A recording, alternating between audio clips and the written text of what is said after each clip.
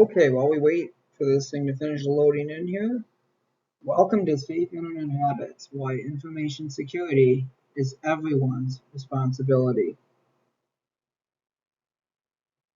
We're going to understand the importance of cybersecurity and why it is important. Emphasis on the why.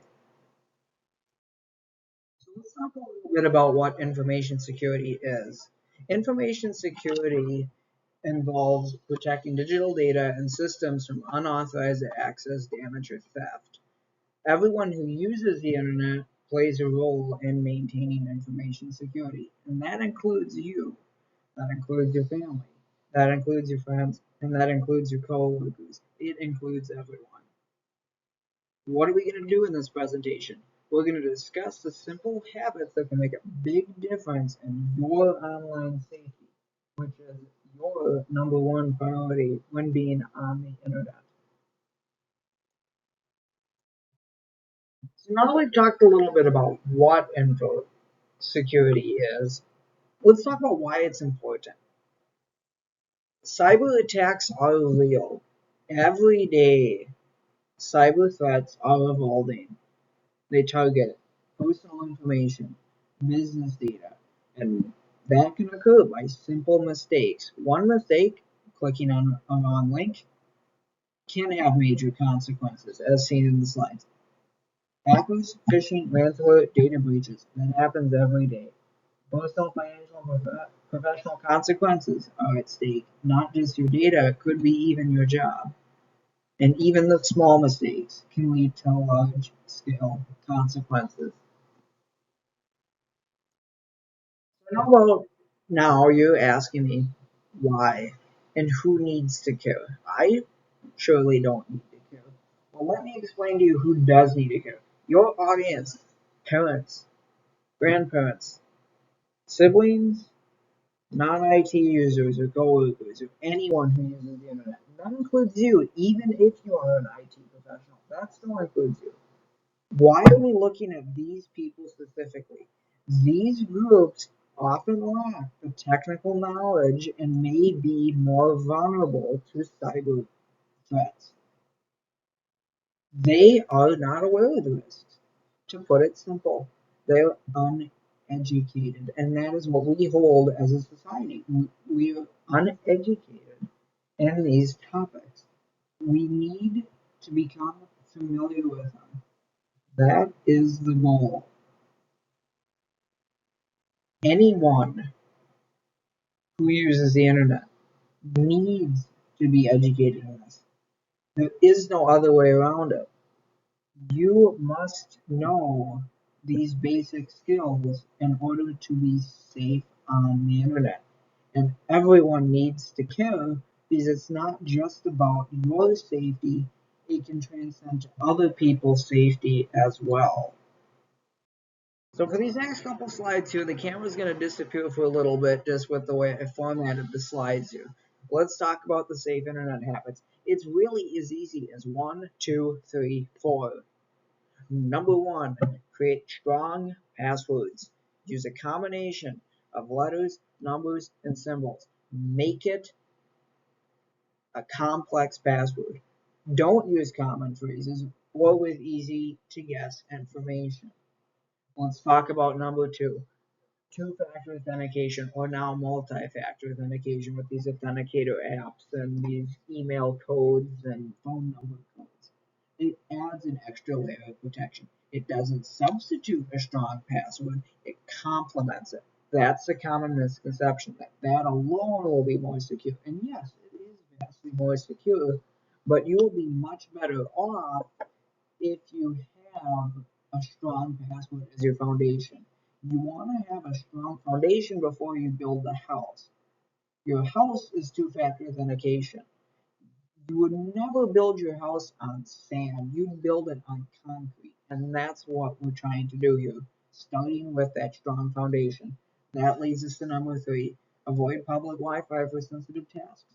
Simple. If you need to do banking, wait till you get home or wait till you're at work. Don't do it in public, as that opens you up to potential threats and bad actors. Number 4, to prevent those exploits from happening, update your software regularly to ensure that you have the latest security patches. A lot of vulnerabilities out there have been patched if you keep your system updated. That is the number 1 goal. You want to keep your system updated at all costs.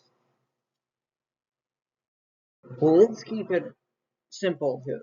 Phishing is one of the most common ways cyber criminals will steal your information. It may look like a trustworthy email, but small details, usually a misspelled email address, can give it away. Always verify before clicking on links, and never provide sensitive information unless you are sure it's legitimate. So let's simplify that.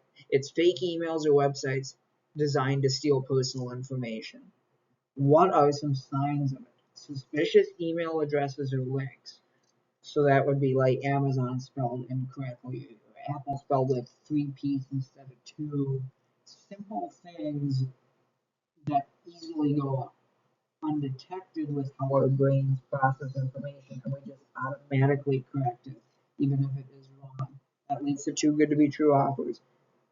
If it's probably going to be a scam, then they don't give away high value products and devices without expecting something in return, usually your personal data, and half the time they aren't even going to send you the thing anyway. Request for personal information or urgent action. Again, it's important to do your homework before you answer it. Many people fall into that trap, but there are other times where there might be a need for that. It is extremely important, though, to make sure you check and verify before you send any information. Software updates. It's short and sweet here. Updates matter. Patches fix vulnerabilities. Automatic updates ensures that those vulnerabilities are automatically patched. Outdated software risks can leave you exposed to those security vulnerabilities. It's really as simple as that 1, 2, 3. They aren't just for new features, they fix vulnerabilities. Leaving them unupdated is like leaving the door unlocked. Make sure your devices are set to automatically update and install any security patches as soon as they're available, including 0-day security patches. Let's talk about social media. Let's be selective about what we're sharing. Let's think about what we post before we post it, especially when it comes to personal information, like your address, your phone number, personal identifying information. Think of it this way. Do you really want strangers to know that? Would you just give that out by standing on your front yard in your front yard and shouting it out? I don't think so. Let's check our privacy settings. Ensure you're only sharing with trusted people. Use private accounts. Use private stories. But remember, private might seem private, but there are other people who can access it, including those trusted individuals. Just exercise caution. And let's be aware of scams. No one's giving away free iPads. No one's giving away free money. And no one's giving away free friendships. Common sense will prevail here. Social media is a fun way to connect, but you need to be mindful of what you share. Personal information, like your address and birthday, can be used to steal other identifying information, including your identity. Adjust the privacy settings and avoid responding to anything that seems suspicious, even if it seems credible. Always do your homework before you answer. Let's talk about backing up here. If we get into a trouble zone with the internet, or we get into trouble zone and we get a virus, this is why we back up, so we can have a restore point. Why do we back up? It's to protect files in case of ransomware or hardware failure. Where do you want to back up? External drives, cloud storage, NAS, multiple different options. Don't put all your weight in just one option. Have multiple options at your disposal. And then how are we going to recover it here? Ensure that you have that plan for data recovery. Make sure you know how to implement it, and make sure you know where everything is. As we wrap up here, let's talk about points to remember. Strong passwords and use two-factor authentication. We're building a house. In order to build a house, we need a strong foundation. That's what strong passwords and 2FA will give you. It'll give you a strong foundation. Number two, get your common sense out. Be cautious about phishing attacks. Ask questions. Do your homework. Don't just click all willy-nilly. You're never going to save any time by doing that. It's always worth taking an extra 20-30 seconds to check the address and check the content before you start answering things. Point three is to keep that software up to date. It prevents you from getting into certain areas where those malicious code bytes can become an issue. It is designed to prevent these issues from occurring and from exploits being exploited by malicious bad actors. Practice safe social media habits. Don't share what you wouldn't want others to know, and make sure you know what's out there and what is being shared. Finally, back up your data. Make sure you have that recovery plan ready, and make sure you have multiple backups. Why do you matter? Let's talk about the collective impact. Every action that you make online, so you and you alone make, affects the security of everyone. That's how these things spread, is through single person vulnerabilities. You yourself are a vulnerability, and you need to focus on making sure that doesn't happen. And then how can you help with that? You share these practices, encourage safer online habits, and make sure everyone's following along. Together we can make the web a safer place for everyone. And it starts with you.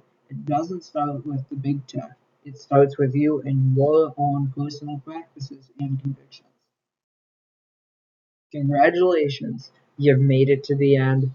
Thank you for your attention. If you have any questions or would like more information, feel free to ask.